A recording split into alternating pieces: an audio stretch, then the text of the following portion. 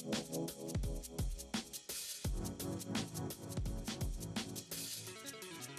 here on The Exchange, joined by my cohorts Charlie Evers, Marianne Michaels, Fritz the Night Owl, sitting in this week as a guest co-host broadcast icon from the city of Columbus, Ohio, Chuck White, and just a great guy in general.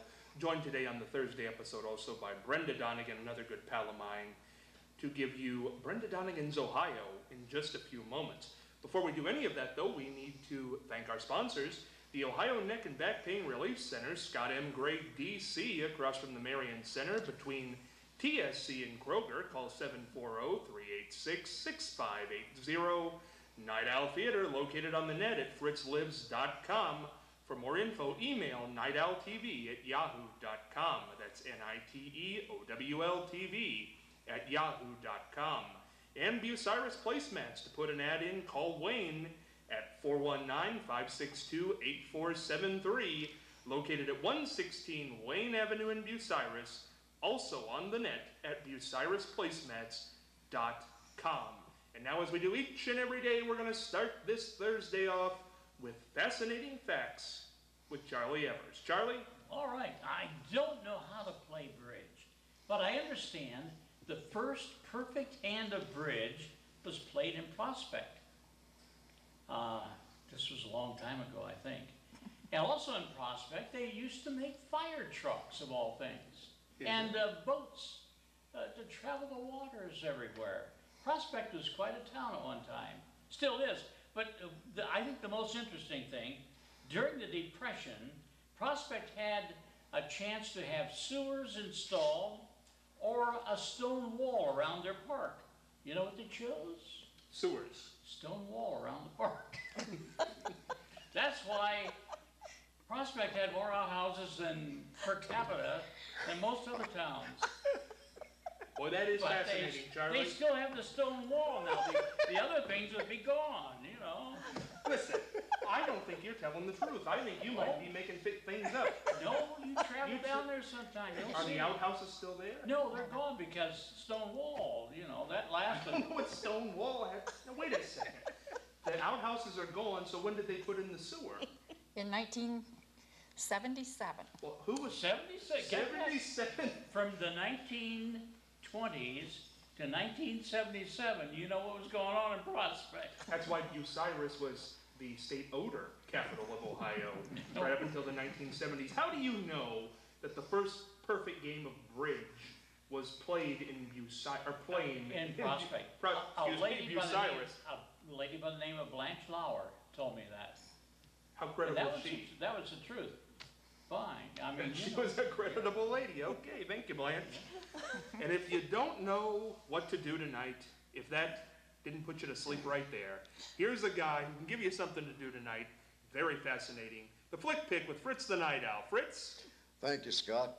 Well, the word Hatari in Swahili means danger. Hatari is also the title of, in addition to meaning danger, is also the title of a John Wayne movie from 1962, directed by Howard Hawks, one of the veteran screen directors of all time. Filmed in Tanganyika, East Africa. It's the story about John Wayne. He heads up a group of professional hunters who capture animals for the game preserve in Africa. He's backed up by his sidekick Red Buttons, generally known as a comedian, but also pulled off a few dramatic roles hither and yon in his career. Hardy Kruger is there, and again one of Wayne's old buddies, Bruce Cabot. Things are going well for him until we meet the femme fatale, the wonderful Elsa Martinelli. Actually, the animals are the stars of the film. Their beauty, speed, grace, ferocity easily outshine the human performers in this. But one of the unique things about the movie is that when you see the animals being captured, it's actually the actors who are doing it, not stuntmen nor professionals that they've sort of run into work as doubles on this. Also, no animals nor humans were hurt during the filming of the movie. which is, so if you like animals, if you're an animal lover, you like to see animals in the wild and things like that, I think that you're going to enjoy the action, the adventure, everything that's involved in Hatari. John Wayne was 50 years old when he made this movie, but he handles the physicality quite a bit well. There's action, drama, romance, everything you want in a movie that's going to make it enjoyable. Not memorable, I shouldn't say, it's not great, but it's good and it holds up well even today. Hatari, John Wayne, Danger. John Wayne, another person who never made a bad movie. I think they were just out there and you watched them because it was John Wayne. Kind of like Elvis, right, Charlie? Right on. You're still thinking about that bridge game that was played over in Prospect, the first perfect bridge game. I was thinking that Elvis, it's in Las Vegas. Every time they go to Las Vegas, this guy pops out of the convertible and says, "Viva Las Vegas!" I don't know why, but Who? I know the Elvis impersonator. The same one every time? Same one. He's getting old. How many times have you been there? Couple times. 2 times in your life you've seen this guy and you think he's doing it every He day? gets older every time. Holy mackerel. He was one of the most prolific songsters, songwriters, and movie stars of our time. And I didn't realize that until my former administrative assistant got married in Memphis, and we went down to her wedding. And so there were a group of us who said, we're going to go over to Graceland. And I said, why would I want to go to Graceland? Yeah, well, I went, and I think it was one of the most enjoyable times I've ever had. But you got a chance to see Elvis, where he lived, and to see how prolific this guy was. I had no idea. I just had no idea how prolific he was. I think Graceland is the most visited house in the United States. Isn't that amazing? I can see why, because it's really a fascinating place. And Memphis is supposed to be a lovely city. I've heard that from a lot of people. I've never been there, but people who have been like it. It was a fun city. Very, very quick story. Go ahead. We went to this, I'm originally from Texas. So barbecue is my thing. And those of us who grew up in Texas don't think that anyone can barbecue as well as Texans can. So in Memphis, the Tennesseans, they really think they've got the best barbecue in the world. So we didn't know Memphis. There were a group of us who went to the wedding, went to a kind of a dive for barbecue, and there was a whole table full of us. And you gotta have beer with barbecue. So we sat down, and the waiter came up, and the guy must have been 80 years old, but he was just in no mood for any kind of nonsense from this whole table. And so I said, he had his little piece of paper, and says, "All right, do you order?" And I said, "What kind of beer do you have?" He said, "Cold." Well, I knew right then, okay, I'll have a cold beer. There you go. Limited your choices. Right. I like it. That's a great story. Do want to let everybody know, coming up later on in the episode, if you tuned in earlier in the week, we had a great performance on the program by Brianna Goodwin. She's going to perform again today, and then she's going to join the panel tomorrow. So we're going to have some different blood up here tomorrow on the panel, but going to end today's show with a performance, so stay tuned for that. But as we do each and every Thursday, we're going to head over to our good pal, Brenda Donegan, for Brenda Donegan's Ohio. Brenda, you're back this week. How are you? I'm doing fine, thank you. I'm glad to hear it. Yeah, sorry I couldn't be with you last week, but those doctors just don't understand that you have a personal life, you got to meet their schedule and forget about your own. That's right. Yeah. Well, today I thought for our day trip we would head north and go to Crawford County up to Bucyrus. With the price of gas hitting even higher, I thought, well, we'll stay just a little closer to home. I have a couple of places a little farther away that I would like to do, but we'll wait and see what happens with the gas prices. And Bucyrus is very interesting. They have a wonderful museum up there. I'm talking about this when Charlie knows everything. Charlie. One of my wagons is in the front room of that museum. Yeah. It's a wonderful museum up there. And then they have the Ice Stone Flower Farm that should be over in Bloomville, that should be ready to go shortly. If we ever get any warm weather and all these bulbs start blooming. But that's a good stop-off place. And the First Presbyterian Church has a historical doll collection that is well worth seeing. And then, of course, you know the murals that they have in Bucyrus because they had theirs before Marion did. And Eric Grohe also did those. They have the Great American Crossroads and the Liberty mural that he did in honor of servicemen. The courthouse is very, very nice, and it was built in 1854. And when you go in there, you can see their stained glass dome up as you look up.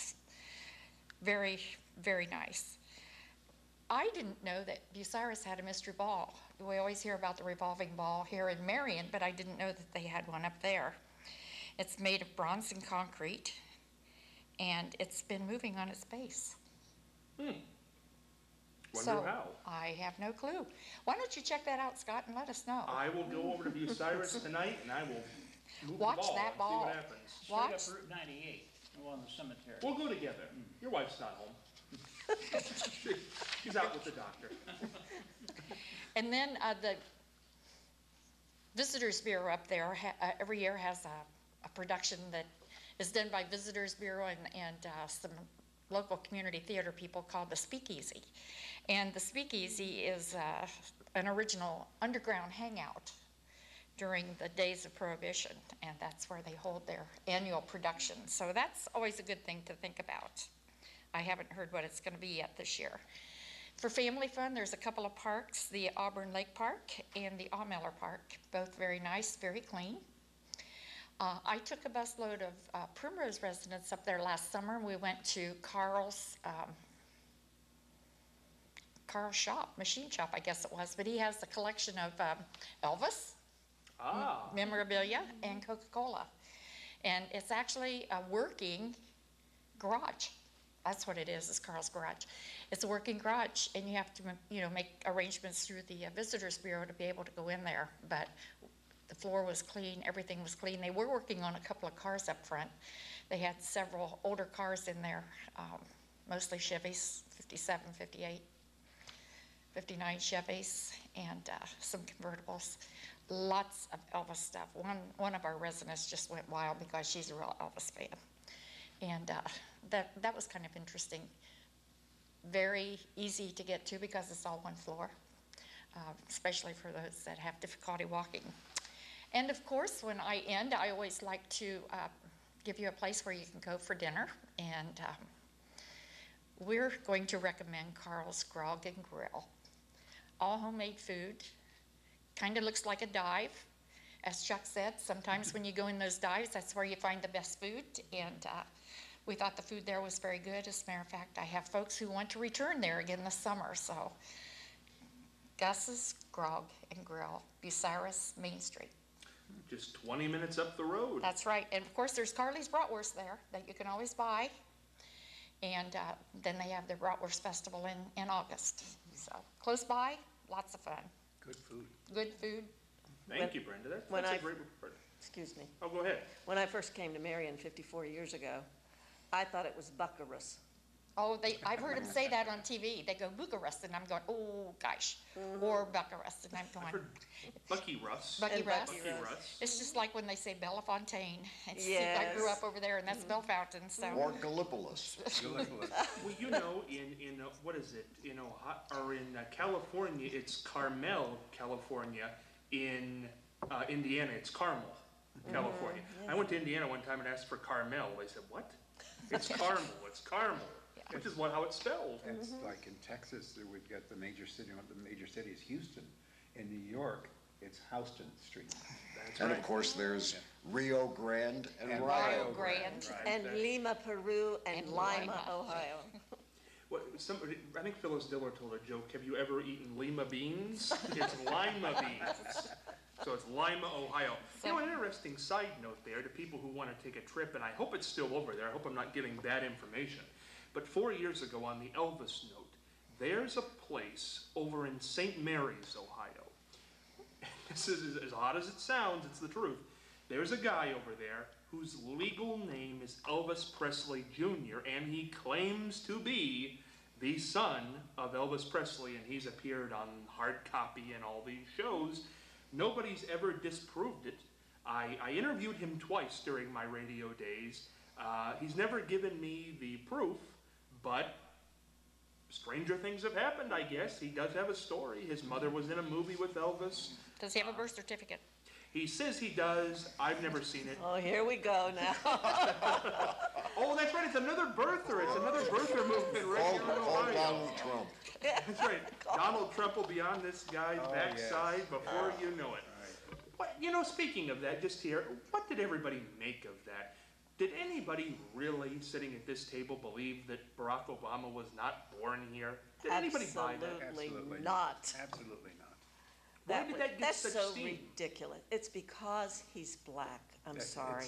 you're It has absolutely right. nothing to do with You're absolutely anything right. else. That question would never have been asked to any other First president. president in the history of this country who has Yes. been asked to Yes. show his birth And certificate. it just gives me heartburn every time I think of I it. agree with you. I'm with you both on this one. Chuck, I gotta ask you this from the African-American perspective. How does that make you feel?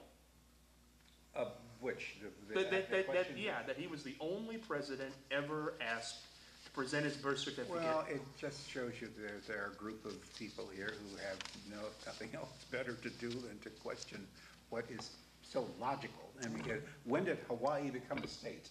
You know, they have no sense of intelligence, I think, to question. It's ignorance is what it It's total is. ignorance, and It that's is. that bothers me, that people are that dense that they would even question that, and it infuriates me. It should, How does it make me feel? Me too. It infuriates And me. it infuriates me. Yeah. Well, here's the other thing. How did you feel? Donald Trump's been around forever. How did you feel about him before he started making this a crusade, and how do you feel now? I feel that it obviously doesn't take a great deal of intelligence to become a billionaire. There you go. Well, first of all, he was born with a silver spoon in his mouth. I mean, his father was very, very wealthy. And he was bankrupt how many times, and he was married how many times, and he judges other people. I'm sorry.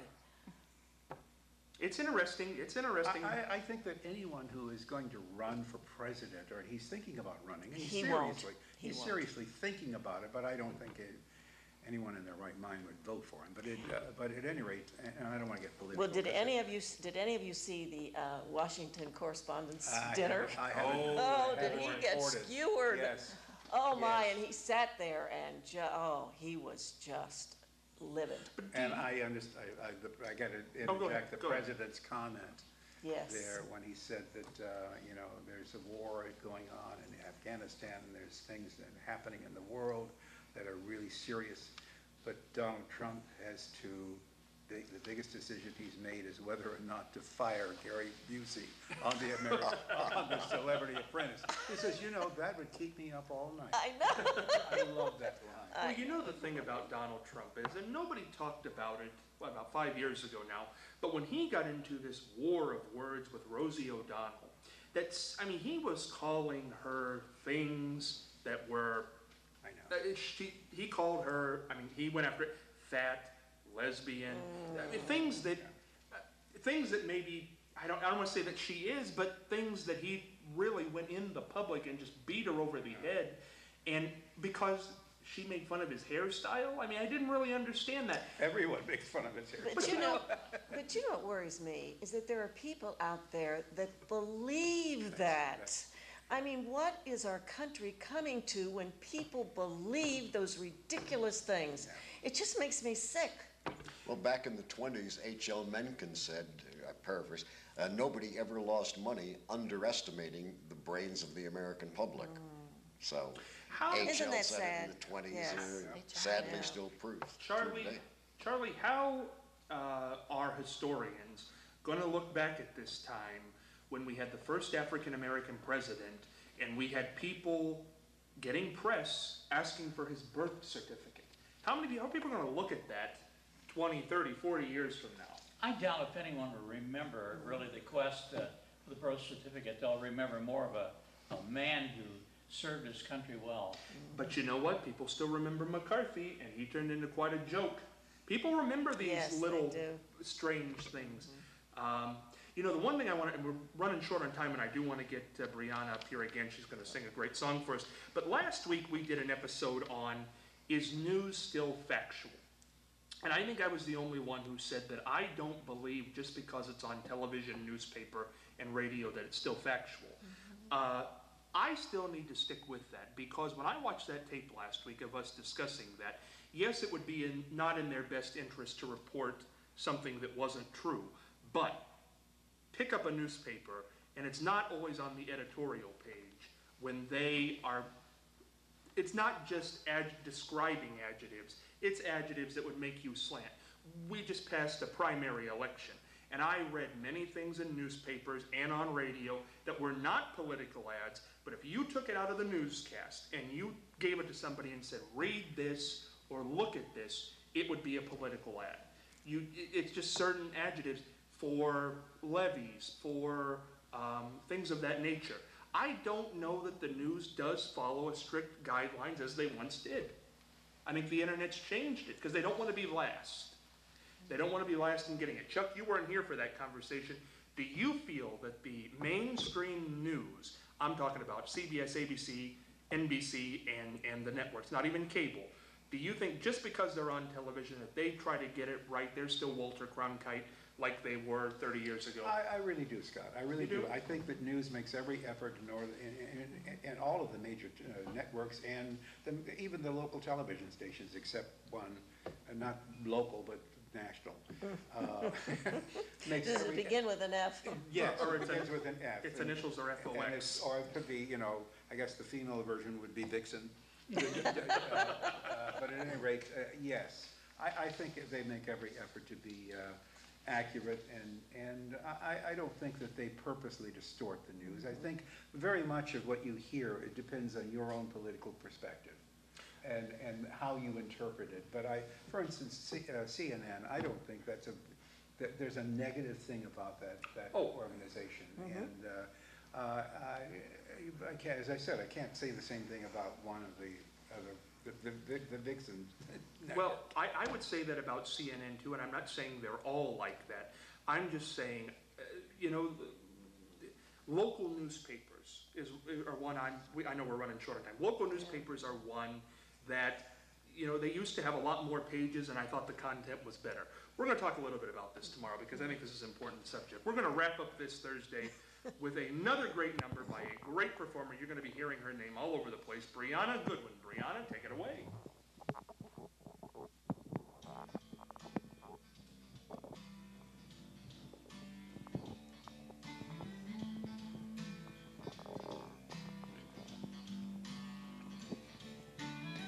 I should have known by the way you passed me by. There was something in your eyes and it wasn't right.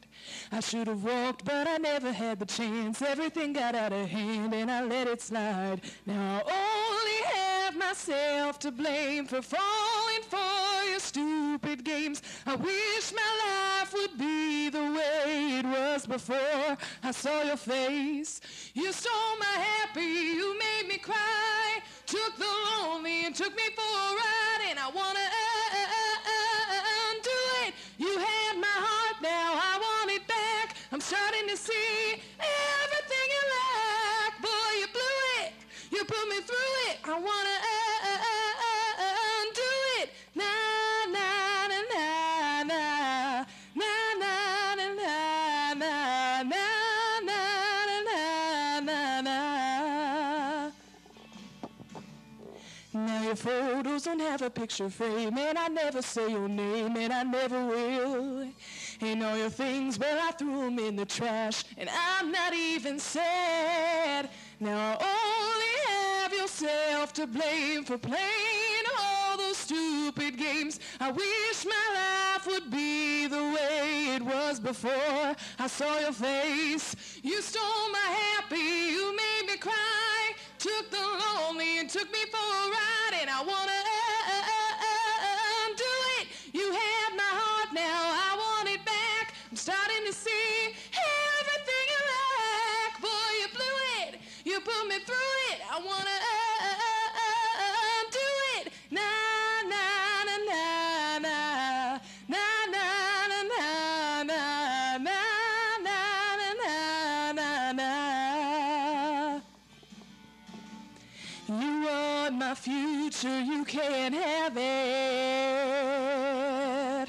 I'm still trying to erase you from my past. I need you gone so fast. You stole my happy, you made me cry. Took the lonely and took me for a ride. And I wanna do it. You had my heart, now I want it back. I'm starting to see everything you like. Boy, you blew it. You put me through it. I wanna do it. You stole my happy.